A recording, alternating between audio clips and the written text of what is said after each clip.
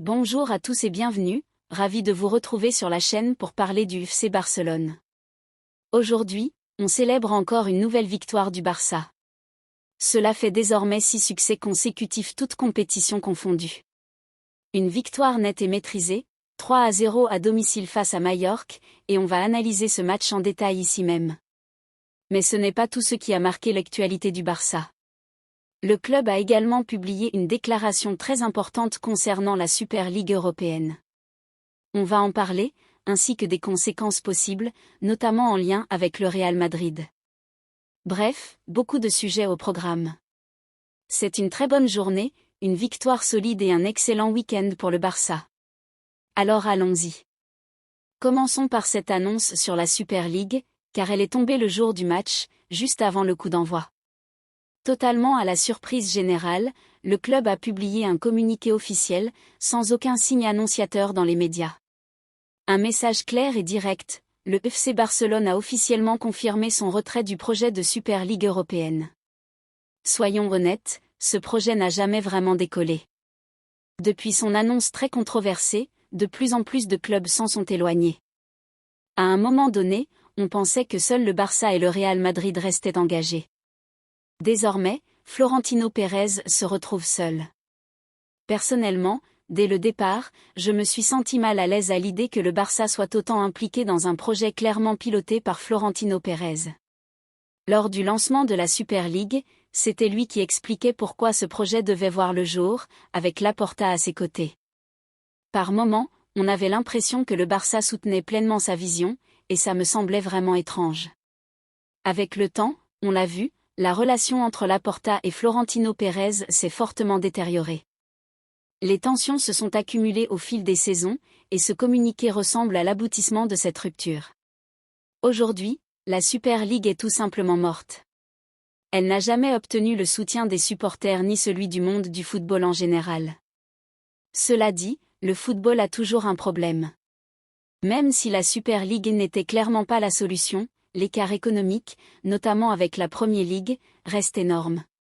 Chaque saison, le championnat anglais prend encore plus d'avance financièrement.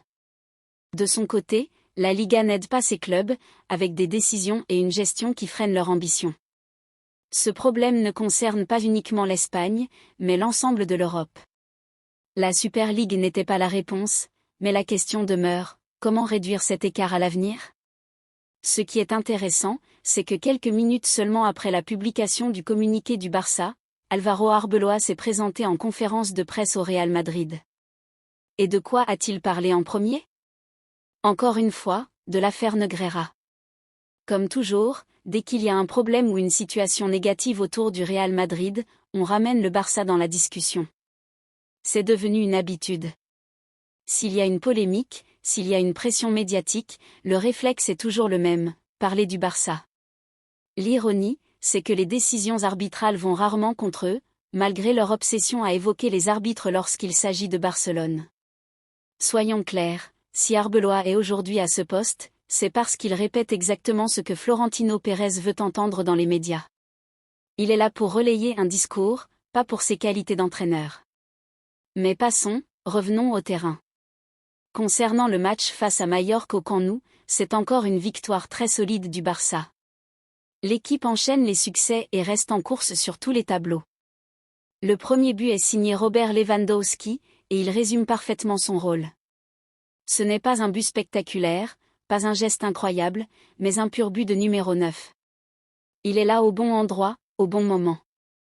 Ce sont des buts précieux, indispensables, surtout dans le système de Hansi Flick. Ce but a été crucial, car jusqu'à ce moment-là, le Barça n'avait pas réalisé un grand début de match. La performance n'était pas convaincante, et on a même vu Flick frustré sur le bord du terrain.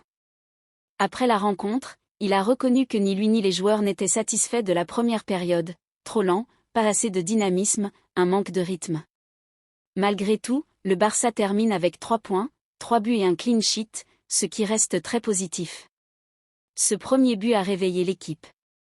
Ensuite, le Barça n'a plus jamais regardé en arrière. Le deuxième but est tout simplement magnifique. Lamine Yamal est en pleine confiance et marque désormais très régulièrement. Ce qui impressionne, c'est la réaction du gardien, ou plutôt son absence de réaction. Il ne bouge pas. En voyant la posture de Yamal, il pense que le ballon va finir dans la lucarne gauche. C'est logique. Mais Yamal surprend tout le monde et frappe dans le petit filet opposé. Personne ne s'y attendait, pas même le gardien. Sa confiance est énorme, et ce deuxième but était très important. Le troisième but, lui, m'a vraiment fait plaisir. Marc Bernal, qui revient progressivement après une grave blessure, gagne de plus en plus de minutes. Flick a été très prudent avec lui, et c'est une excellente chose. On commence maintenant à voir le vrai Bernal. Son but est superbe, calme, maîtrise, sang-froid dans la surface. Quand on pense à tout ce qu'il a traversé à un si jeune âge, marquer au Camp Nou est un moment exceptionnel pour lui. On l'a vu sur le banc, tout le monde s'est levé pour applaudir. C'était un moment fort. Et ce n'est pas fini. Encore une fois, la Masia continue de produire des talents. Cette fois, c'est Thomas Marquez, 19 ans, qui a fait ses débuts en fin de match. Il a été très à l'aise, comme s'il jouait là depuis toujours. Flick l'apprécie énormément. Avec certains départs au milieu de terrain, on a vraiment l'impression qu'une porte se ferme et qu'une autre s'ouvre. Marquez semble parfaitement correspondre au style du Barça, intelligent tactiquement, capable de tenir le milieu, d'avancer avec le ballon et de bien distribuer le jeu. Flick a même plaisanté en disant qu'il ressemblait à un jeune Frenkie de Jong. C'est un énorme compliment. Flick a aussi insisté sur l'importance de la Masia et sur la fierté de voir un nouveau jeune faire ses débuts. On sent la connexion entre ces joueurs, formés ensemble depuis l'académie. C'est une vraie force. Globalement, c'est une période très excitante pour le FC Barcelone. L'équipe gagne, joue bien, et tout semble calme, aussi bien sur le terrain qu'en dehors. C'est exactement ce que le club recherchait. Il faut continuer sur cette voie, car le Barça se bat encore sur tous les fronts. La semaine prochaine sera énorme, avec la demi-finale aller face à l'Atlético Madrid au Metropolitano. Comment vous sentez-vous avant ce match? Êtes-vous confiant? On verra aussi ce que feront l'Atlético et le Real Madrid en Liga. Merci à tous pour votre incroyable soutien. Passez un excellent week-end et on se retrouve très vite pour la suite. D'ici là, comme toujours, Visca el Barça.